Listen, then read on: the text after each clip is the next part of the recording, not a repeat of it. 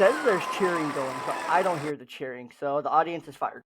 Welcome to another episode of the Young Dad Podcast. I'm super excited to be here with you again today. It's another great episode. It's another great day. I'm super excited to host William. William, how you doing today, man? I'm good, man. Thanks for having me here. Not our usual forte, but we're very excited to be here. Yeah, a little bit of a change of pace for you, from what you usually do over on your show. Your podcast, films, no BS, reviews. Pretty cool. It's We got actually connected on Film Thread. Snob. Oh, film snob. Oh, I can read. Yeah, that's okay. Don't worry, I can read. Film snob reviews. Tell us a little bit about how you got started doing film snob reviews, Okay. how it started, all the fun things. Oh, yeah, this is easy, man. I mean, I was wanting to review movies ever since I was like a little tiny guy, about like 8 years old, 9 years old. I used to watch Ebert and Roper at the movies. And then it was called Siskel and Ebert at the movies. I was like, man, how were they able to talk about movies like their art? That's really, really cool. I would love to do that.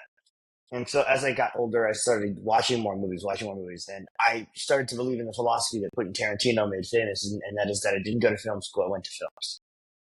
And about almost 15 years ago, maybe 10, as one day I was just like, I got done watching the movie, and I went on Facebook, and they used to have a notes section of Facebook. And I wrote a review of Scott Pilgrim versus the World. And I wrote it, and nobody read it. And I was like, I liked reading. I liked getting my feelings out there. So I just kept using the notes section. Then I moved it to Blogspot until, I want to say, around 2015, whenever the first Guardians of the Galaxy movie came out. We moved everything to a website, which is filmsnobreviews.com, which we've had ever since then. It's been through a couple of remodels. We just remodeled it yesterday, and it looks the best it's ever looked in the history of that website. But yeah, I just love watching and reviewing film, and our podcast is called the Snobcast. We started that about 3-4 years ago with me and my main writer. She's my head writer, and literally my little sister, right hand man, Shay Simone. We started that thing, and we just have a good time. Every month, the premise is we pick a topic, pick 3 movies that relate to that topic, and we talk about them on the podcast. It's very simple. This Sunday, we're shooting February's episode, which is all about romantic comedies, since February is a very romantic month, being Valentine's Day and all that. But yeah, I mean, it's a pretty straightforward thing. You come on, you pick a topic, and you talk about it. I mean, what other explanation do I need with that? It's a podcast. We also have a Twitter and Discord, and this Thursday on Discord, if you're not in our Discord, people can join the Film Snob Reviews Discord, and we're going to be doing a live watch party of 2 of the films that got selected for this month's podcast. Kind of give people a sneak peek of what we're talking about this month. Very interesting. That's really cool. No, I just pulled it up. So that first Guardians of the Galaxy came out in 2014. So you've been in this game for a long time. Very long time. Yeah, I nailed that timeline. You did. That was right on. I'm looking at the website right now. It does look really, really good. Let me pull it up here on the screen to show the people. I think it's really cool. Thank you. I just redid it yesterday. I've really wanted to see, but I haven't had a chance to go and see them yet. So review of The Poor Thing, very recent film. Yeah. Color Purple. Yeah, there's more. There's a bunch of stuff about this. Go ahead. No, there's a lot of stuff in our draft right now from Sundance, but we're just busy finishing up the last year. Definitely. And these are just, I mean, this is really cool because, I mean, you see, a lot of these movies are the ones you look at when you go on Fandango or something, and you're like, I don't know if I really want to go see that. So for you guys in your family, are you guys pretty big moviegoers? Do you guys rent movies, watch them at home? Or how do you guys, how do you and your family enjoy movies? We spend a lot of money on movies because we have a Google TV. With being a dad, so we rent movies on there. We have Amazon Prime, Netflix, all that stuff. We go to the movies a lot as a family. It depends on what's playing, though. Like, last time we went all together was to see Mean Girls. My niece wanted to see it. My son was like, I don't mind seeing it. So we all went together to see Mean Girls, and that was fun. But I like to take my kid to see everything. So very cool. Very cool. And then you have been a dad since 2010. So you have teenagers now. What's kind of your fatherhood journey been like over the last 14 years? Well, I'll tell you, it's funny because I didn't expect it. It wasn't something that we planned. It just happened, and it was like, hey, it's happening. Let's do it. And he came out. It was a boy. He was supposed to be a girl. Um, and it's been interesting because I never know what to expect every day, which is something that I think is the coolest part about being dead is that lack of knowing what's going to happen every day. Uh, a great thing that we were having that he and um, his mom were having myself and his mom were having a discussion. She says the first couple of years he like loved me and wanted to hang out with only me, and now that he's cool and older, all he wants to do is hang out with you. And I was like, yeah, because I'm cooler. Duh, like I'm just cooler.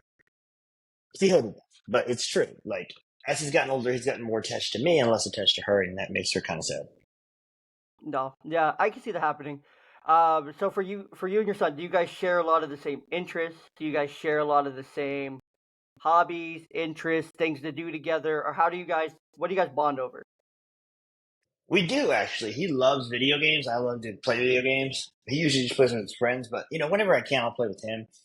We love movies. I love showing him new movies. He always asks me about stuff like older movies. Older movies to him is anything that came out before 2010, um, which makes me sad. But we bond over all that stuff. Like we have very similar interests. We're very similar people. He and I. We're very different in like our personality. Like I'm very outgoing, kind of nuts. He's like a very reserved guy. He'll look at a situation before he goes into it. And I love that about him because it makes him, it shows how smart he is, that he'll assess everything before he Hmm. makes a decision on what to do. And Yeah, no, my I'm son definitely. is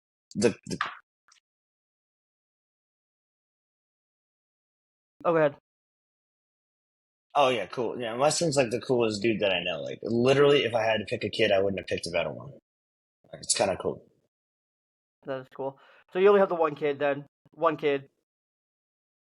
Yeah, my niece lives with us, but that's not technically my kid. But yeah, I consider her my daughter. So yeah, I mean, she's great. She's insane.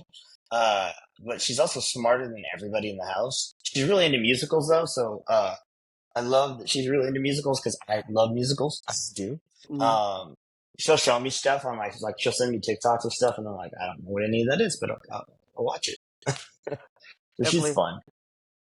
So how did you guys end up with your niece? How have you That is guys? a very personal story. Okay, makes sense.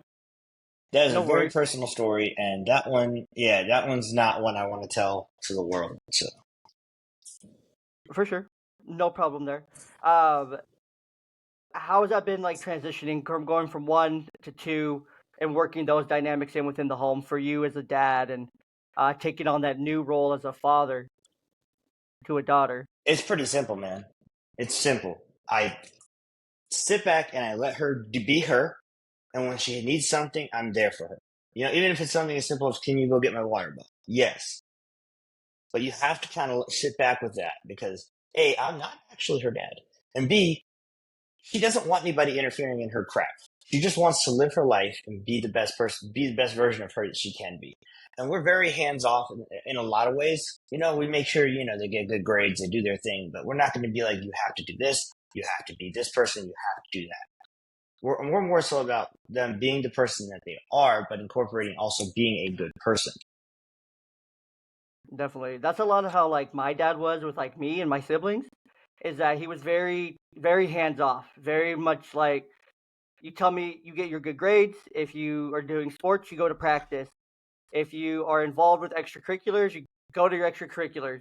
Like you go and do the thing that you signed up for and that I'm paying for basically. If you're gonna go hang out at a friend's house, just let me know where you're at when you're coming home. If you're gonna spend the night somewhere, just this was back when it was okay to spend your night at your friend's houses just randomly without any worries or a reckless abandon. Or if you're gonna be over here on a Friday night or Saturday or what you're doing here, like just let me know. As long as you let me know and as long as you're not getting in trouble, as long as you're not causing crime, as long as you're not like out in the streets or anything like that, like he was very much like do do you pretty much. And I think that was what helped me be so successful just as like an individual, like through high school. Like I got the grade. Like I didn't have any pressure to get the best grades. I still got the best grades because I'm an overachiever, always have been. But it made it really easy and really simple to go and do that because I knew like, well, I need to do it anyway, so I might as well do it. Because if I don't do it and I start to slip, then I lose all the other privileges. I lose all the other things. Or if I don't go to practice, or if I miss a practice for a BS reason, like, and he asks me about practice, and I come up with a line, he's know I'm gonna lie to him, and he can tell, he can sniff right through it, then I'm gonna be in bigger trouble. I never found out the full extent of the consequences, luckily, because I did all the things. I was scared just enough to know, like, okay, if I know if I don't do it, then I'm gonna get in trouble. And I don't want to find out what that is, so I'm just gonna do it anyways. It's like being a silent assassin, you know? But having that like love and that respect, like for your kids. I mean, because Well, they're not just it's kids. I mean, funny they're young because I adults at think this point that's a lot of from what where you're being at. So. I think that's a lot of what being a dad is too, is like being the silent assassin, having the respect for being stoic enough to you don't have to say anything. My dad is not from this country. He's from a Central American country. He's from El Salvador. So you want to talk about frightening and stoic? That is my dad. He is the best man I've ever met in my life. Coolest dude. But do not piss him off. Because he is a madman. He's about 5'2", and he has a pit bull. He has a Napoleon complex. So he'll freaking murder you. He's crazy. And it made me, as a dad, like, I'm like, I don't want to be that nuts, but like, I want to have that level of respect that we had for our dad. Because he was the same way. He would just be like, do whatever you got to do, but don't let me find out you're not doing what you're supposed to. Mm-hmm. Yeah, And that was for it. sure. Like, And I think and you're that's. right. That's what makes you such a perfectionist, though, such an overachiever, is that you had the ability to overachieve. Nobody sat there and said, these are your expectations, hit those. Without expectations, you're always doing more than what's expected. Mm-hmm.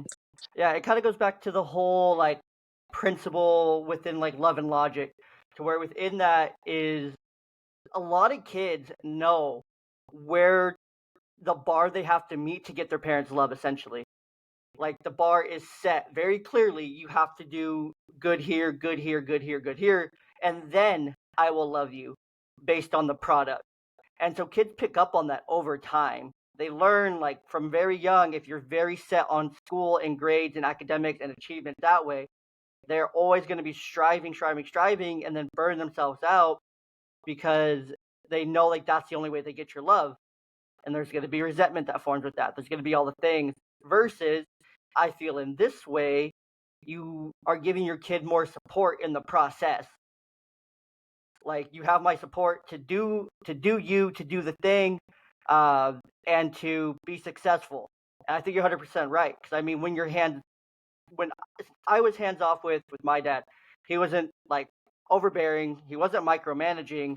Because I feel like if he would have micromanaged me or been too overbearing, I would have said, "F you, I'm not doing good in school.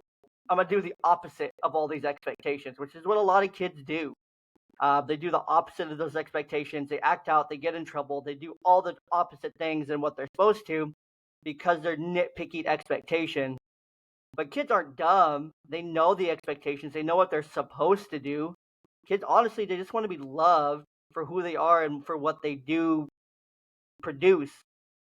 It's not all about the product all the time.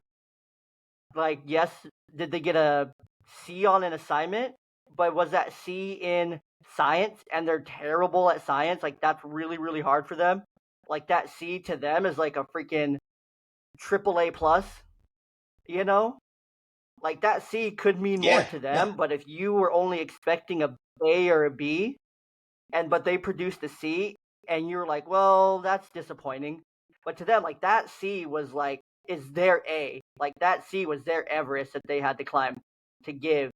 And then you just were like, well, it's still not, it's okay, kind of thing. And that can just be so defeating for a kid. Like, well, shit, no matter how hard I try, like, dad's not going to care. Like, he's not going to care no matter how hard I try. So why even try at all, kind of thing. And then it defeats them. And then it kills any purpose or want or desire, like, down the road for what they want to be or how they can be and the potential they could be having. No, I totally agree with you. And that's, I think, what was so great about my parents, and I think that you're totally right in the philosophy of it, and that is that for example, my son is going to do whatever he wants to do with his life, but I don't make him have to make that decision now at 14, at 16. He'll figure it out. It's his life.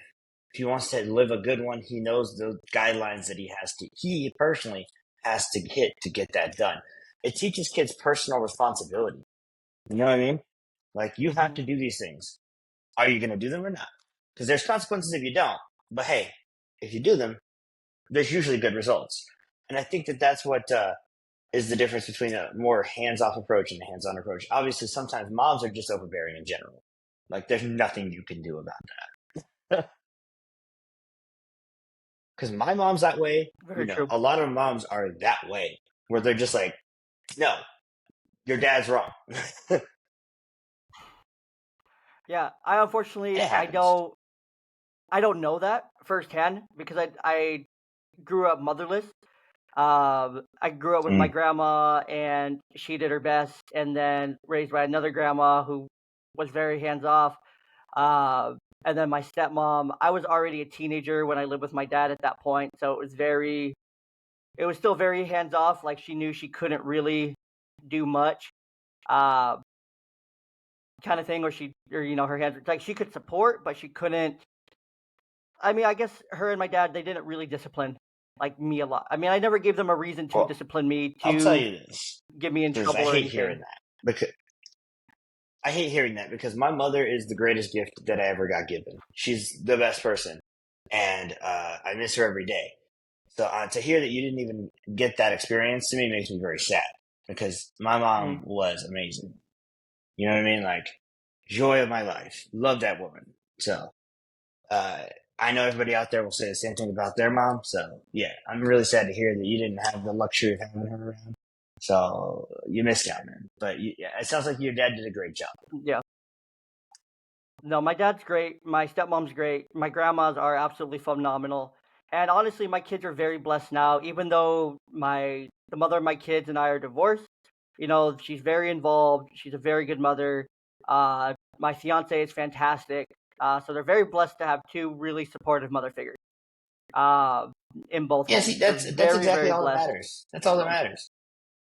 I Yeah, was very that's all that blessed to matters. have Like some my mom, amazing. yeah, the Oh, mother of my children my child is amazing, dude. She's like the smartest. She's funny. She's great with him. Like, there's nothing. We're still the best of friends. Like, we never got married, but we're still the best of friends. And she's amazing. Like, her new boy, I guess it's her boyfriend. I don't know, but he seems all right. But it's great to it's a great life, man. Dad life's a good life. I don't like the dad bod that accompanies it, but that's just getting older. So you know, very true. I wish I were still Very true. 125 pounds, but I'm not. Gosh, dude, I wish I was back down to like 170, like 175, lean, just like a little bit of Dog, I weigh extra body 165 fat, now. just like a So really good skinny fat. Ugh, I'm like right around 200, 205. I'm 6 foot, 200, 205. It's not the worst. Um, it's just not where I have been, where I feel like peak performance prime. But again, I'm not in my prime anymore. I'm a dad. Uh, so I guess you're a film guy. I want to ask you if you know why it was always depicted this way. You look back at like cartoons throughout. You're a millennial, correct? yeah, I'm older. Yeah. Okay. Uh, so for us growing up as millennials, there was always on TV and in movies, very rarely in kid shows was the dad portrayed as a serious figure. A they were kind of lovable, all that fun stuff. But also, their faces were rarely shown. Like, you knew who the mom was, but the dad kind of was just there in the background, floating around, being goofy, being kind of silly. Uh, what? Why was that? Do you know why that was? Why it was depicted like that in so many films and cartoons and TV shows? Like, dads just being like goofy, silly, kind of unengaged, not present. You know what I mean? Well, it's funny you mentioned that, because yes, in the 50s, when you look at like Leave It to Beaver in the movies of the 50s, everything's very Rockwellian and serious. And dad comes home from work and mom had better have dinner ready, or I'm gonna smack her across the kitchen. And that's how it was. And then the 60s happened, and dads were like smoking their pipes, and everything's very Mad Men-ish. 70s, everything's starting to move towards Archie Bunker. And look at TV, Archie Bunker, George Jefferson. They're there. They love their kids. They're older now. The kids are older now, but they're still there. They're who they are. They're stuck in their ways. That hasn't really changed. The program that for me changed TV dads forever is definitely Married with Children.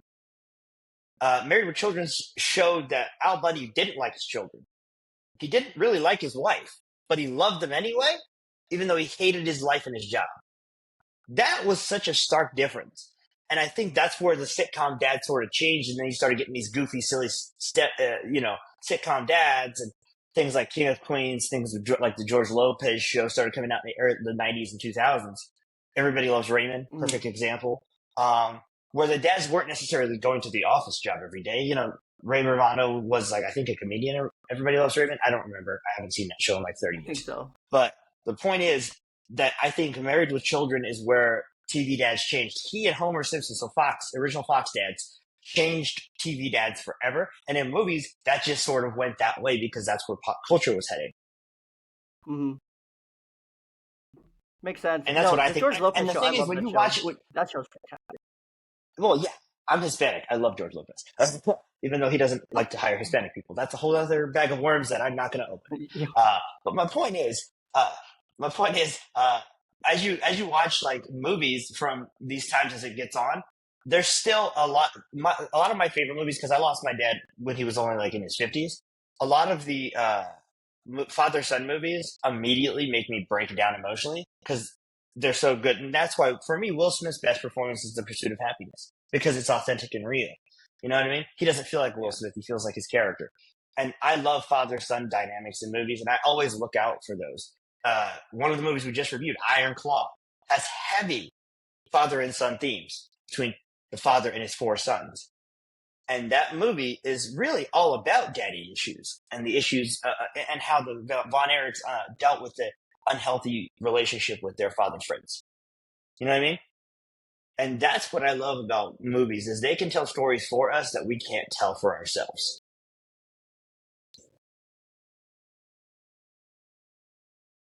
Yeah, 100%. That was a great question. And I think that's so important. I could talk about this all day. Oh, no, I think it's so important to talk about it because, what did we grow up on? This current generation of dads grew up on those 90s sitcoms. That's what we watch. I mean, that's what we still watch. I mean, I still watch reruns of all these shows. Guilty. They're my comfort shows because they just, George Lopez was a show that was on Nick at Night when I was staying up late, and it was just on. I love watching George Lopez. It was so fun. It was such a good show. I loved watching Fresh Prince, just another amazing show. I love watching I can't think of the show. I know the character, Dr. Huxtable's, Bill Cosby's. I know that's a whole can of worms. That's the Cosby Show. The Cosby Show.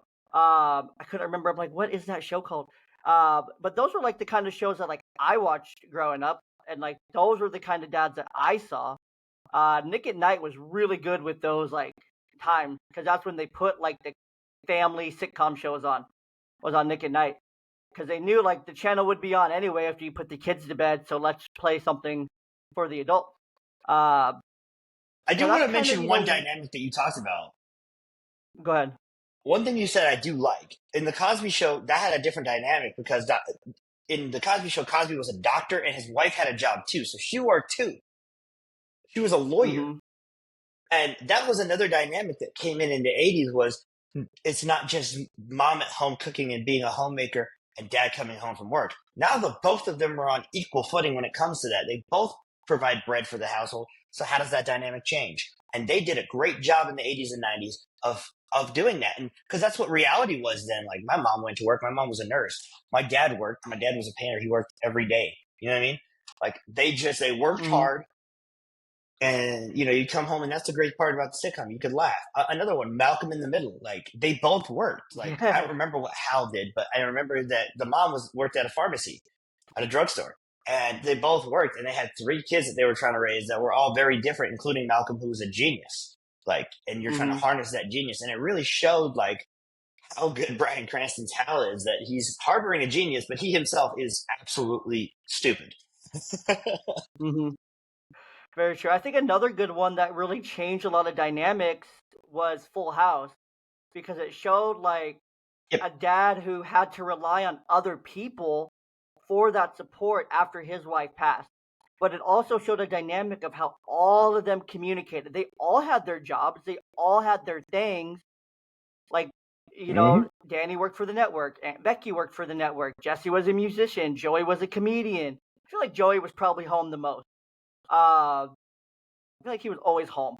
But then, you had all the girls. You had the neighbor girl. You had the girls growing up, and you had the two older girls taking care of the baby and try to fill some of that like mothering void that wasn't there. And Becky trying to be the mother of the house to help everyone with like all the girl stuff and the girl problems. And Danny just going through this immense amount of grief that he really never processed at the same time, but also asking and relying on others for that help, and having to break down and be like, look, I need your help, I need you to be here, I need your help with these kids, kind of thing. And those other men saying, yeah, I got you, I can do that, being willing to take on that extra role, like from like uncle to like live-in dad, or like live-in uncle, live-in helper, and just how they all helped each other with the kids. They all provided a little something different for each kid because Danny could provide so much in his capacity. And then Jesse filled in a void here and there. Joey filled in a void here and there. Aunt Becky filled in a void here and there. And then the girls filled in voids here and there for each other, raising their youngest sister. Like, it shows like this really cool aspect of like, if you need help, ask. Like, go and get help. Like, if you're struggling, you can't do it by yourself. Cool, you can't do it by yourself. That show really captured like the whole essence of it takes a village. Like, it takes a village. Yeah, I agree with you. I think that the village philosophy is definitely there, but also surrogacy is a big thing in the 90s. You talk about in Full House, the uncles being surrogates to, for whatever it is. Fresh Prince, Uncle Phil's a surrogate for Hmm. Will's absent father. Uh, Look at Full Family Matters. Urkel doesn't Hmm. really, or we don't know what Urkel's home life is, but we can assume it's not great if he's always over at their house. Yeah. Hmm. But Reginald VelJohnson's character fills that fatherly void for him. And I think that that happened a lot in the 90s. And because it showed that, because in the 90s, a lot of households were broken. A lot of households weren't two parent households. I was lucky enough I did. A lot of them were one parent households because something happened, or a one parent household because someone wasn't there, and somebody had to step in. And it takes a lot of courage. And that's why I respect every stepmom and dad that exists. It takes a lot of courage to come into a situation that isn't of your creation and make the best out of it. And it showed that it could work and it could be something. And so I think Full House is another dynamic changer for sure. Even if the storylines are a little cheesy and the diversity does, in fact, very much lack. True. And I just think it's cool. Like, you mentioned Fresh Prince. Like, I love that the original show, the reboot that's on HBO Max, is Peacock. also really, really Peacock, correct. I thought it was on HBO for some reason.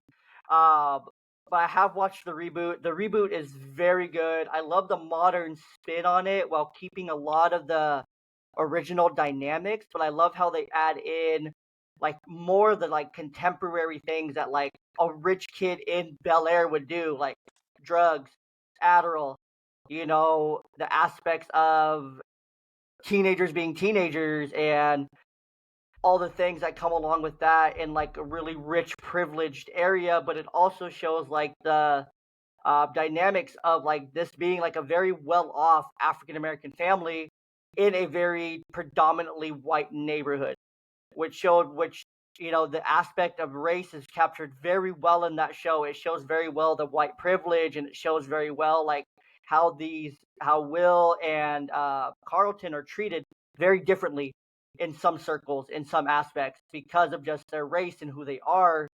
And that's not on them. It's not at their fault. So I think it's really interesting how well they redid that show. Like, it's almost a spot on remake, but perfect update. It's a great update for what it is from what it was. So I haven't seen it because I don't watch a lot of TV because I'm always watching movies. We watch like 350 movies a year, so We are always watching movies. And it's hard, and it's hard to watch it through, daily duties and working. 350 how many? That's a Yeah, lot of 350. movies. Yeah. Holy crap. So we have in our draft right now, we have 15 movie reviews in our drafts right now. Whew. That's insane. That's a lot of movies. That's a lot of movies. Yeah. How do you feel? Because I'm unfamiliar with it. Like, I can see elements of it in different movies and things like that. But how are movies doing? Obviously, The Color Purple is a good one. But how are movies doing at capturing like modern like racism and prejudice? Like, are they capturing it? Are they not I'll tell you capturing it? this. How are they doing? So it's funny because I don't think The Color Purple does a great job of it at all. It's a quick scene and then racism and then racism back. I don't think that movie does it well at all. But Okay. by and large, I think it does a great job because we have more black filmmakers and Hispanic filmmakers, because I'm Hispanic, giving their voice to these stories. Do you know what I mean? And one of the biggest things that comes off as racist that people don't understand is typecasting. When you watch a movie with Hispanic people in it and it's not directed by a Latin person or a person of color, what is the role that Hispanic person plays in that movie? It's probably a gangbanger or a painter or a construction worker or some sort of stereotype. And that still happens today. But it's changing. When you look at Black America on screen, when a movie is made by a black American or a black filmmaker, because a good example is Blitz Balawuli, who directed Color Purple, is not American. I believe he's actually African from Nigeria or Ethiopia. I forget which country, but he is actually African. So he's telling that story, and I have a lot of problems with Color Purple. Most of them stem from his direction, but the essence of the characters is there. And when you watch Black Americans making they're telling their stories on camera, it feels a lot more authentic, and you get less of the housemaid or if we're telling a story about slavery, it's honest to what slavery was. Look at 12 Years a Slave. Even though that director's not American, he's British. He's still black, and that's still experience that black folks have had. And he tells the story really well, and he tells the story so emotionally jarring that you can't help but keep your eyes on it. Another great black filmmaker, Ava DuVernay. She tells those stories like they're her own. The Hate You Give, another great example of a story being put to lens that was a great book, by the way, if you haven't read it. So I really feel like nowadays we are doing a great job of breaking out of those stereotypes and telling honest stories. One of the biggest revelations has been for me over the last 5 years is the rise in Asian cinema, because we're watching more Asian directors tell their stories. My favorite film of 2023, and this is a spoiler alert for people who haven't watched our full top 10, which will have everybody that works on the staff's top 10, we combine it. But my personal number one movie from last year was Past Lives, which is a South Korean American film by a first-time director about two young Korean people whose lives are intermittently entwined throughout. It's a beautiful story, a beautiful film. And that's happened over the last couple of years, where one of my favorite films of the year has been an Asian film. Parasite a few years ago. Godzilla -1 is also a stellar Asian film. They're really breaking out and showing that they are more than the tech nerd, more than, the cook chef with a weird accent. They are more than what we had previously put them into. They are everything that we are. Netflix's Beef. I mean, he's a construction worker and he's Asian. Normally that role is a brown dude. So Yeah, that to true. me was pretty cool. You know what I mean? He's flipping those dynamics and showing real people on camera and that are really that could be real is a lot more important to me than being placated to. 100%. And then, so how have you done it? Because you watch a lot of movies. There's a very wide spectrum when a movie's rated a certain thing for what it could actually mean with that rating. And our rating could give you a big spectrum of what's going to be in that movie. All the different ratings mean different things. So how have you gone about, like, what types of movies to show your children and when to show them the different types of things? Like, how have you introduced those different, like, big things along the way? for like if a movie might have sex in I'm it, so but you really like the movie as a whole, like how have movies set up having some of those harder conversations for you with like your kids? it makes it a ton easier because as he gets older, he asks me about certain aspects. For example, he was about 10 years old. He's like, I want to watch some old horror movies that you think are really good, Dad. So I was like, okay. So October, we'll watch one horror movie a day. How's that sound? He's like, okay. I was like, but I'm going to show you all a bunch of them. They're going to be scary. They're going to be gory. There's going to be a lot of blood and stuff. He's like, okay. He was 10. Do you want to know what his favorite one was? Human Centipede? No, we didn't show him that one because I don't even like that movie. I think it's crap. The Evil Dead. He loved The Evil Dead. The original Evil Dead from Sam Raimi, 1976, I want to say. I try to do stuff from memory. I don't like looking stuff up. He loved that movie. And it's not a movie that's designed for him. It has possession, sexual overtones, demons, blood, gore. Same thing with The Exorcist. We showed him The Exorcist, which she literally... Can I say the F word here? I don't know. She literally fucks a cross. Like, come on. The thing is, we have conversations with him. Like, hey, questions about what you saw? He's like, no, that was cool. I like that movie. Or, no, you know what? I didn't like that movie, and here's why. We let him have his opinion, and then we'll tell him if he has any questions about the content that he sees. The sex conversation is easy because we live in a world where the internet exists. Mm-hmm. So he's going to see stuff. So if he can see a simulated sex scene, he's not going to have any questions about it because he's like, okay, I know what they're doing. I don't understand what it is or what the purpose is. And then that's when we come in and explain, okay, so it has two purposes, recreation and procreation. You know what I mean? Like, those are the two purposes. Obviously, the first one's more fun than the second one. Facts. But, you know, I mean, that's just what it is. Like, we're very honest with him about it. Like, it's funny because I show him we watch all sorts of different stuff. He really likes to watch horror movies because his mom loves horror movies. I don't really like horror movies. They're fine. I'm fine with them. They're whatever to me. I'm more of a rom-com guy. I like good dramas, you know, suspense, that sort of thing. Horror, I have plenty of people on staff who can handle horror. I don't want to do it. You know what I mean? I have 3 or 4 people who are obsessed with horror movies, so I just let them do their thing. But a great example, we went to see Poor Things on Christmas. I need you to understand that Poor Things should never be seen by a child. Okay. It has rampant sex scenes, rampant nudity, rampant sexual overtones. There's a suicide. I don't know if I can say that word, but yeah, someone offs themselves. Like, this movie is insane. It's also beautiful. It's a great movie. It's insanely good. Yorgos Lanthimos, the director, is an absolute maniac. All of his movies are crazy, but they're all really good. That's the thing. Yorgos, he shows up to play. A lot of the Greek directors have that sort of one-upsmanship about them. They'll do some crazy shit on their movie, and the next Greek director will be like, I can beat that. I can be crazier than that guy. But nobody can out-crazy Yorgos Lanthimos. I would caution you, don't take your children to see it, but absolutely take your fiance to see the movie. I think it's a great movie.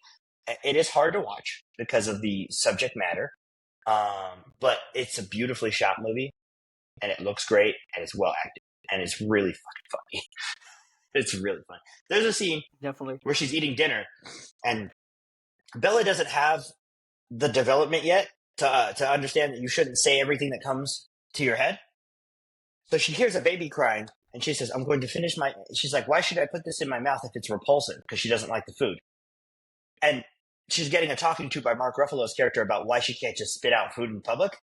And then she says, well, I'm not going to eat it. In fact, I'm going to go over there and punch that baby because that baby's screaming. And it's the funniest damn thing, the way she just breaks her sentence to say, I'm going to go punch this baby, puts her napkin down and walks over there and has to be stopped from going to punch a baby. That is why that movie's funny. Because I don't know about you, but I find baby punching jokes hilarious. Yeah, baby punching is funny. That's going to be on the top 10 list. Yeah, it's by Yorgos Lanthimos, Poor Things. It's based on a book. It's got Mark Ruffalo, Emma Stone, Willem Dafoe, Gerard Carmichael's also got a small role in it. I will say that it's going to be on our top 10 list because my main writer, Shay Simone, it's probably her favorite movie of the year. So it's probably going to be high on our list because I also Okay. really enjoyed it. It's rare that she and I, well, no, it's not that rare. She and I usually have pretty close to the same top movies. But it's a great movie, and it's not one you want to take your children to see, but I did because I'm an idiot.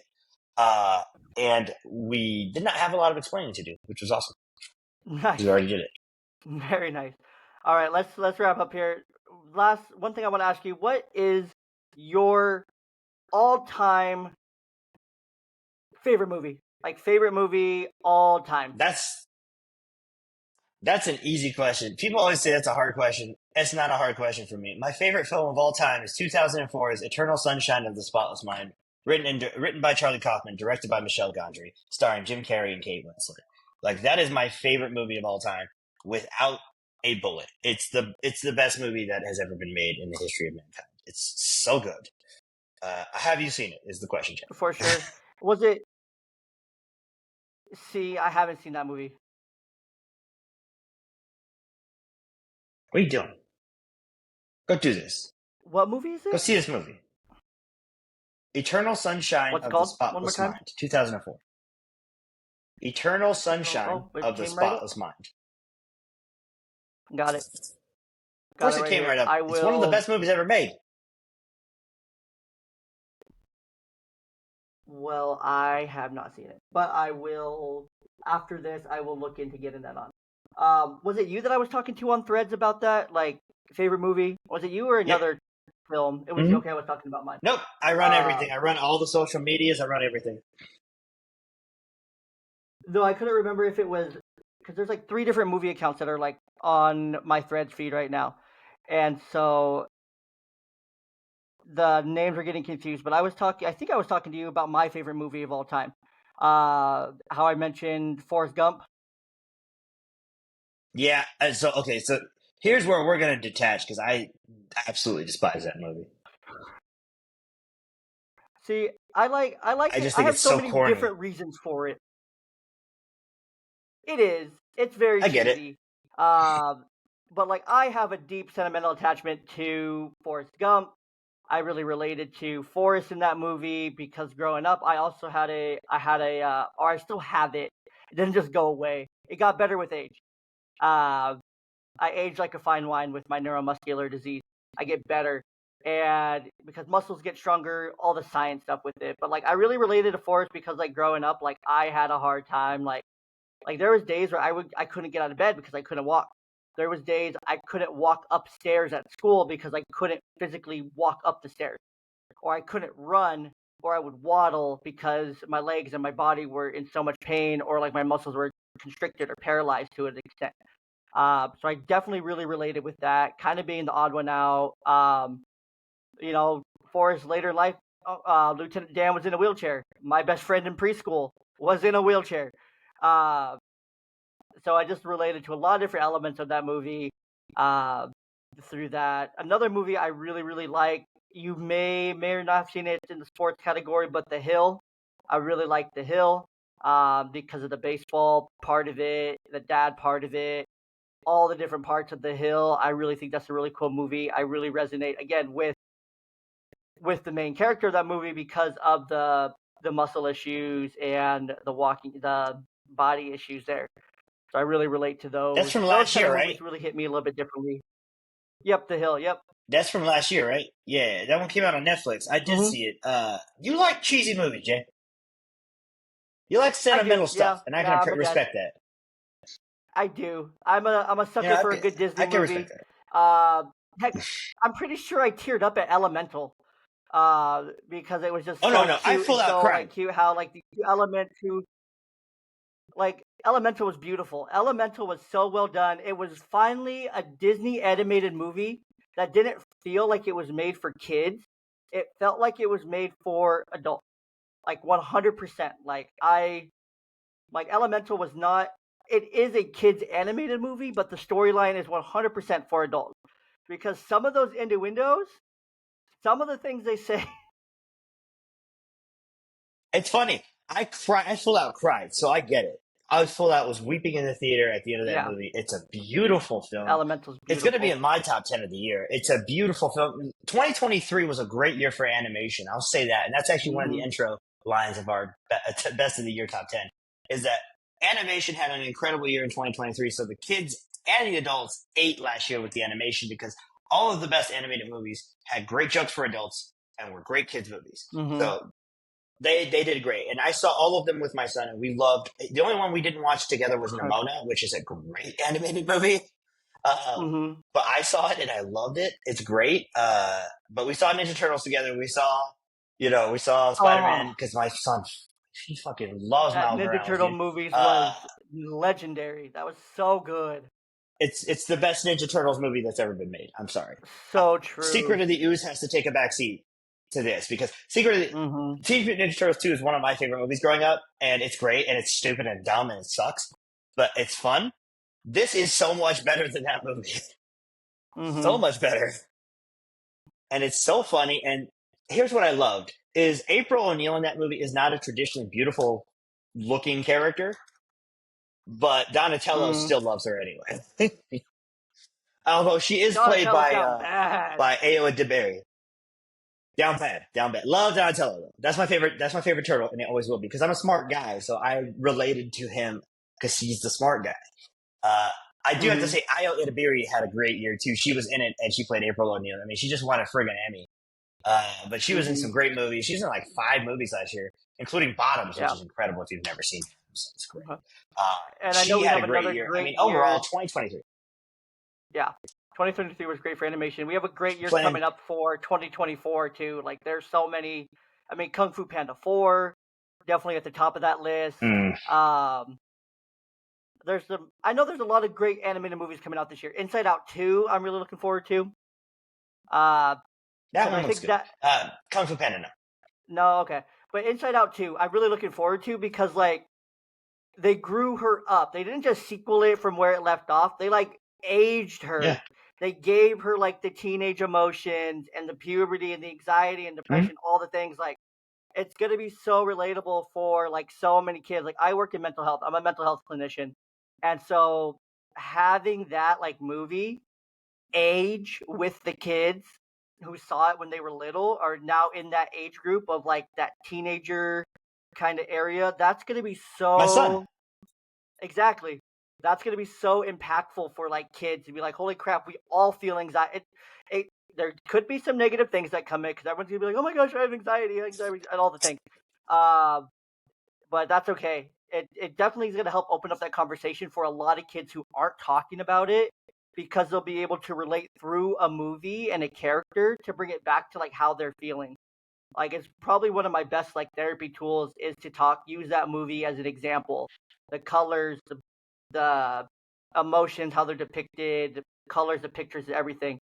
Because it's a very easy, digestible thing for kids with their emotions and everything. So Listen, Disney needs a good year. They made one of the worst animated films of the year in Wish, and they need a bounce back year because everything that they released besides Guardians of the Galaxy 3 was pretty much garbage. mm, Disney had a yeah, bad year. And now they're not even physically releasing one of the best films that they released last year as a physical media, all of Us Strangers. So, like, this news just came out today. It's one of the best movies of the year, and you're not putting it out on physical media. Like, what are you doing, Disney? You already took, like, 9 L's this year. You could use a victory. yeah, they desperately need it. I don't They understand desperately it. they're getting beat. They're getting beat by everyone, like for everything. And I'm sure this is a whole other Yeah. conversation we could have. But their Netflix just landed a huge sports documentary series with the Red Sox. They landed the WWE contract. ESPN just Yep. had to pay $7.8 billion to retain the college football playoffs. Paramount had the Super Bowl. Yep. Peacock had playoff games. Like they're Mm-hmm. getting absolutely demolished by Yeah. the competition. It's because they refuse to change, and they're not embracing the fact that they own the Fox library. They're not embracing it. Mm-mm. You own some of the greatest films in cinema history. You own Back to the Future. Use it. Paramount owns Sonic the Hedgehog. What did they do? They made 2 great Sonic movies, and now they put out Knuckles, which I've seen the first 3 episodes of. It's fucking phenomenal. Oh, It's I haven't great. If seen you love Knuckles the yet. Sonic movies, you'll I love the Knuckles. did. It's not out yet. I have, access. But it's great. If you love the movies, you will love Knuckles. Idris Elba comes back, and it's great. These other streaming services are using what they have to power themselves through. Mhm. Sony is putting out great animated features with the properties that they're putting out. Whether it's Mitchell's versus the Machines, which is underrated, whether it's Spider-Verse, whether it's something else. These other studios are popping up and making films like Nimona and Teenage Mutant Ninja Turtles, and they're making them with different styles. Meanwhile, Disney movies all look the same, except for Elemental. And that's where they should have won, but they didn't because they didn't put any money into that movie's marketing. And Their best movie of the year, they didn't market it. And Pixar's fantastic. The Pixar animation teams are fantastic. I have a friend who works at Pixar, a longtime friend. He does a bunch of character development for them, and Elemental was absolutely amazing. It needed more love, more watch, more eyeballs, more everything. It was so good. It was that good. It's just a beautiful story. It's well done. It's well written. It's voice acted really well. The animation's fantastic. Storyline, the plot, it's all there. It's everything. It has everything. What did you notice? And I want to point this out that each different Elemental character has a different animation style. At first, no, but the looking fire at it people now, are animated differently from the water people. They are different. There's more. Some of them are 3D. Some of them are 2D. Some of them are more rugged looking. Like the fire people have this rustic, rugged look to them, where the water people are real smooth. Yeah, like you can see the clouds people are all CGI. Yeah, like the fire, like you kind of tell, like they almost look like paper, kind of. Yeah. Like if you turn them to the side, they're just gonna disappear. Yep, and they're very square looking. Yes. This is what happens when you watch 300 movies a year. Very you notice crap like that, okay? Yeah, you notice it. I mean, you give me a baseball movie, you give me baseball film or something like that, I'll tell you, I'll break down a swing for you. I'm a baseball fan, so don't do that. My team's going to win the World Series this year, so. We're going to have to end the podcast here. Who's your team? The Dodgers. Sellout. They'll probably win 108 games. They're probably going to win 100+ games and then be a first-round exit in the playoffs again. So, first of all, how dare you? How dare you? And get beat by the Diamondbacks how dare again. you? Okay. No. We got this. How do you win so many games, get to the playoffs, and then just suck? Like you have Baltimore. You have the greatest roster on earth last year. You have the best team in baseball. Like, not really. Our pitching was terrible last year. The whole Julio Urias thing did not help you guys at all. He had a trash year. Or Walker Buehler. Buehler's UCL. He could have came back for the playoffs. I don't understand why they didn't bring him back for the playoff push. He was healthy. He was pitching. He had it. I don't know why they didn't at least bring him back in some capacity for the playoffs because it was. It's all good. We fixed it. It's all good. We fixed it. You have Yamamoto this year. Glass you have Ohtani next year for the rotation. Glass now. Kershaw's back. Kershaw will be back mid-season. Bueller's back. So, you guys look good on paper. I'm just saying, don't count all your chickens before they hatch. I think the Dodgers are going to win the World Series every year, bro, even if we suck. Okay. I mean, I think the Mariners are going to win the World Series every year, too. And I've thought that for my entire life. It'd be funny if they ever showed up to one. That'd be great. It'd be nice. It'd be great. I would really appreciate it. It'd be great. I would love to do that. But this man is a Mariners fan, and he has the diehard. This man is a Mariners fan. Has the audacity to talk about paper champions when you had Griffey and Randy Johnson and didn't win a World Series. fun fact, I was at that game where they broke the drought, and that was the greatest sports moment of my life, and one I will hold on to forever. I believe that. I believe. That was my World Series. That was my World Series. You mean we get to play more games? Yes, finally. Woohoo! We got 3 more That's games. awesome. I'm spoiled. We go to the postseason every year, so I'm spoiled. Yeah, it's disgusting. Being a Dodgers fan is disgusting. Yeah. I'm from LA, so what do you want to do? Let's spend $700 million, defer all of it, and then still bring in Yoshinobu Yamamoto, Glass now, all these other pieces. Let's extend everybody. Let's have Mookie Betts, Freddie Freeman, and all the last 3-4 MVPs on one team. Mm-hmm. Disgusting. We'll see in October. I know we won't be seeing the Mariners in October, but we'll see y'all in October. Will. Dodgers-Mariners World Series. Book it. I don't know about that, man. You got to get past the Houston Astros eventually, bro. We're going to get past them this year. We are getting past them this year. All right. And Julio, Tale as old as time. Song is old as time. And Julio we trust. Didn't the team that won the World Series come from your division? No, because the Rangers lost. No, the Rangers won. Damn it, the Rangers won. Yeah, they did. Anyways, okay, that's another obstacle. So we were one game away. We were a game away from that seeding. We were a game away from being the Rangers. Okay, we were a game away.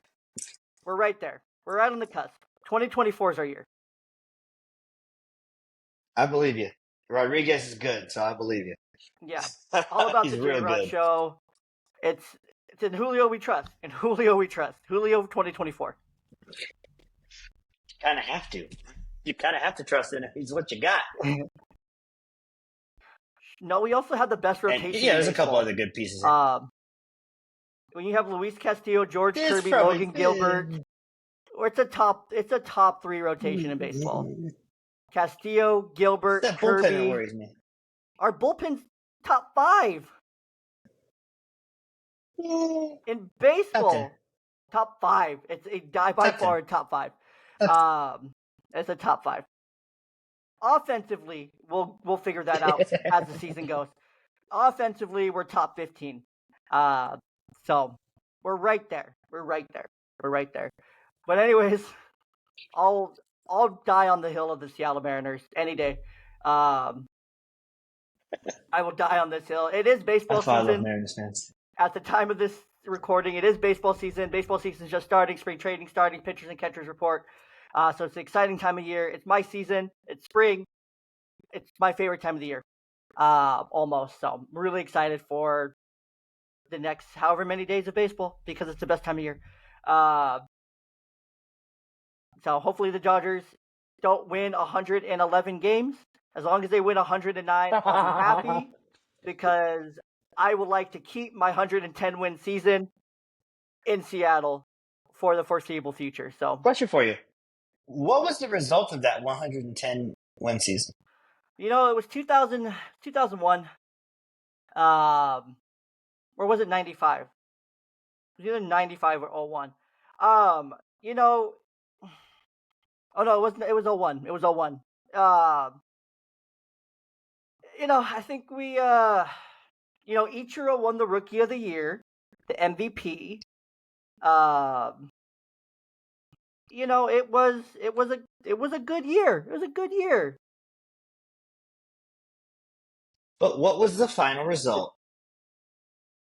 So long ago, man. I can't remember. You lost to the Yankees. I know. So don't come for my 108 wins when you won 2 more and you still didn't get it done. Well, at least we were in a first round exit.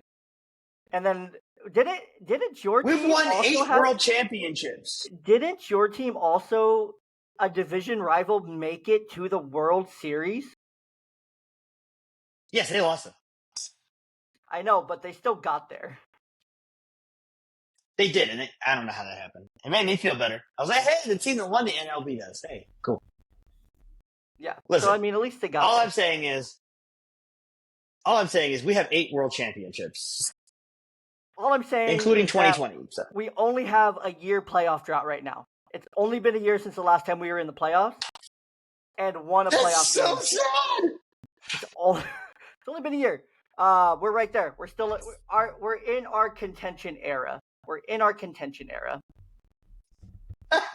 I love it. I love it. I love it. I love that. Also, See, I can talk baseball. I can do that. I know we how to do have that. Vanessa Hudgens this year. We have Vanessa Hudgens as our Taylor Swift. So, It's not the same thing. granted, she'll It's probably not the same thing. she'll probably be spending most of her time in Tacoma at the Rainiers games, but still, we still have Vanessa Hudgens on our side. So we have our Taylor Swift this year. It's gonna work. Oh my god! It's gonna Wow, work. that's man. I want whatever you're smoking over there in Seattle. You guys are smoking some good stuff, It's been legal for a long time. and you guys are smoking the good stuff over there, man. That's the delusions of grandeur again. They strike again. Yeah, we're Strike it again. hopelessly. Taylor Swift. You just compared Vanessa Hudgens to Taylor Swift. If the Swifties hear you, they're going to kill you, Jay. It's baseball though. She's baseball's Taylor Swift. They're going to kill you. I know, but NFL has Taylor. We get MLB's a much lesser sport compared to the NFL. It has 10 times the amount of eyeballs and everything. So Vanessa Hudgens is 10 True. times less the star than Taylor. So it works out perfectly. That's some pretty good math, actually. I think your math's solid there, actually. Yeah, Yeah, I'll give you that. I think your math's pretty solid. Yeah, so we're going to have Vanessa I Hudgens. think your math's pretty solid. And we're going to see the Dodgers in the 2024 World Series. That's actually my World Series prediction is Dodgers-Mariners. I can tell you right now, you do not want to see us there. I do. I want to go, mano a mano with the Dodgers in the World Series.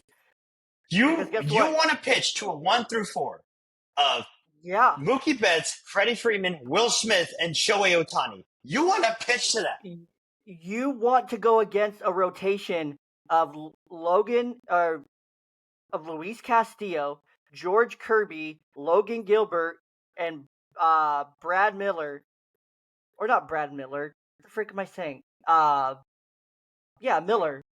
You want to go through those 4 who actually 3 of those guys, Castillo, Gilbert, and Kirby, all have top 10 Cy Young Finish Award predictions, with Kirby and Castillo both being in the top 5 for the Cy Young.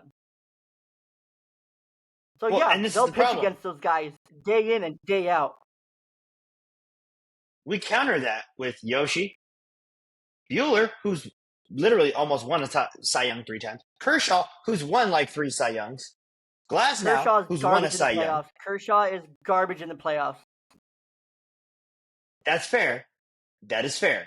But he has won 3 Cy Youngs. Glasnow, who's won a Cy Young. True. Glasnow's never won a Cy Young. He's never won one. I mean? He got close. At least twice with Tampa. Yeah, I think he's had a couple top 5 finishes. I don't think he's won one. But I'm just saying, we can line up. We have Julio, JP, Mitch Garver, who is a World Series champion. We have Cal Raleigh.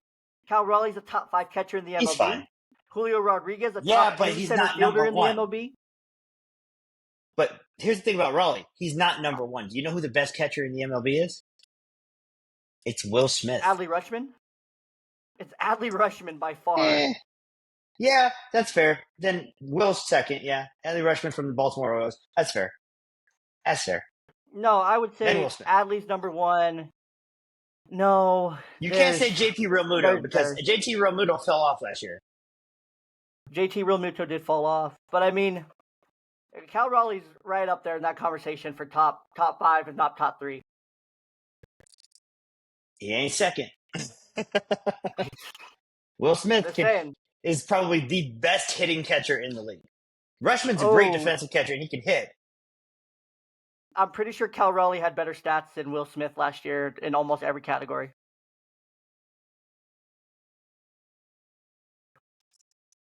We can do some baseball reference to end us right here. I'm looking up. Here's Will Smith's line from last year. I'm looking up Cal right It now. was 19 homers, 76 ribbies, 268, one batting average, three Okay, stolen bases, what was his OBS WAR? What was his WAR? 4.1, Okay, Cal Raleigh had a 3.2. How many at bats? 464, 513. How many hits? 121 in less appearances. 119. How many home runs again? 19, and again, about 100 less appearances. 30. Mm-hmm. And a switch hitter over here. Batting Batting average? batting average 261. Okay, 232, but BA is pretty much an empty stat. You can't rely on batting average. How many runs scored? Run scored 80, Okay, 78. RBIs? 76. Again, and he's got 75. 100 less batting in. He has 100 less at Uh, bats. on base? 359, Okay, 306 for Cal. Slugging? 438. 456. OPS? OBS 797, 762. OPS plus? 114. 112. So we're talking very, very comparable players here.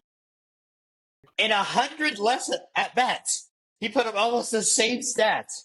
What was did he have MVP votes? Did he have an MVP finish? If you scroll down to I standard think batting, 1 year. it'll say on the award. Last year.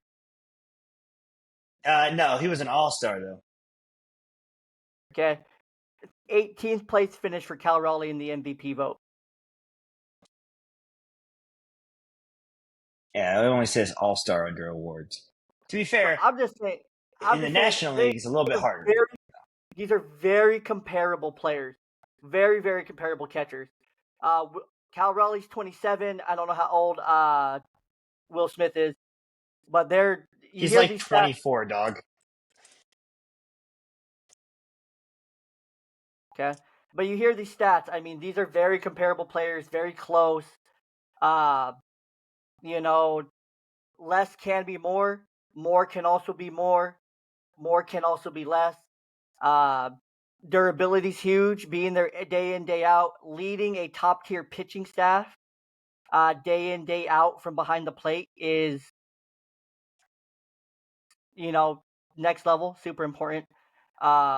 Being there day in, day out for your staff. So, and leading a top tier, leading guys who can be finished in the Cy Young voting because of you is no simple feat in itself. So, I'm a Cal I will Raleigh. say this: the only reason he didn't have the more appearances is because whenever Kershaw pitched, we played Austin Barnes because he likes to have Austin Barnes. True.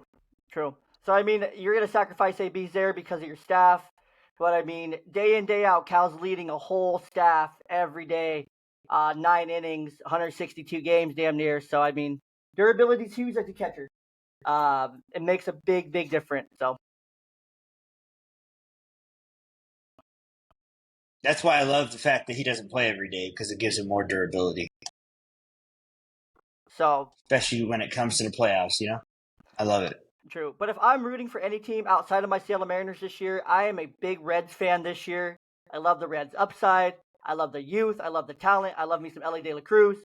I love me some Hunter Green. Love me some. That's who I was thinking. Hunter Green used to be a phenomenal two-way athlete in college. He got major pop from the plate, and then they made him just pitch. So I think he could have been a two-way star. Because he throws 107 miles an hour, dude. Facts, but I mean he has the bat there. If the DH was ever brought back in the NL or pitchers had to hit in the NL, I think he would try to hit and go full games, even if he threw 185 pitches just so he could get 3 at bats. So I agree. I live in Central Ohio, so I don't like the Reds because their fans are annoying and they're very delusional. Very true. Almost as delusional as Mariners fans. I'm just saying. Almost, but you guys smoke way too much weed up there. So We do, but that's okay. We have fun. But anyways, we're gonna see how the season plays out. We'll talk about this in some movies. I'm sure again someday soon. Yes. You know, I hope everyone enjoyed listening to the Fatherhood Why don't movie. you come on this? Why don't you come on the Snobcast? You can pick baseball movies as the topic, and we'll have you on, and you can meet the staff. Oh my gosh, yes. Oh man, baseball. There's so many good ones. Sandlot, Bad News. You only get 3. I'm probably gonna have so you to pick 3. I'm probably gonna have to pick Sandlot, Bad News Bears, and The Hill. Yeah. So what we do is we don't have a guest for March, and March is the perfect month for you to come on because it's the month of spring training. You know, at the end of March, everybody's going to start reporting and you're going to start playing games. So it's a perfect time to have you on as our guest for March for the Snobcast. I'll DM you about the details. Yeah, let's we'll do get this. some baseball movies out. I think you're going to have a great time. My staff is absolutely insane. So I love that. I love insanity. You think I'm crazy? They're crazier than me.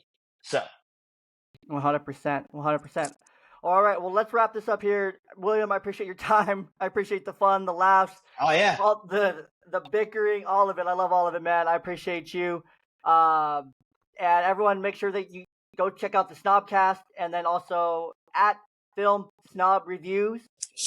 Make sure you can read FilmSnobReViews everywhere on all the social media platforms. And then you can find them at their website, filmsnobreviews.com. Very user-friendly website, very easy. Showed you guys earlier in the podcast if you're watching on the video. So, and if you guys listen to podcasts, just look up Snobcast on your podcast app. We have 31 episodes currently. Make sure you can listen to them. All the artwork is done by my staffer, Shay Simone, the greatest of all time. She basically makes a little image every month that reflects what the topic is. So last month we did kaiju movies. So she literally made me Godzilla. And she made herself Mothra. It was amazing. So if you like really cool artwork and you like to talk about movies, make sure you follow us. We do have a Patreon. So when you're in our podcast feed, you can hit the button to become a patron. We do give away stuff all the time. We're giving away a copy of In the Heights, which is a musical from 2020, 2021. Great movie. Make sure you guys check it out. Thank you for having me, Jay. I appreciate it. To all you dads out there, keep working hard. Keep being good dads. We need more of those on this planet. 100%. 100%. And then, yeah, I appreciate your time and for this great conversation. It was a lot of fun. Oh, yeah, man. Thanks for having me on. This is a good time. Now I got to go clean my house.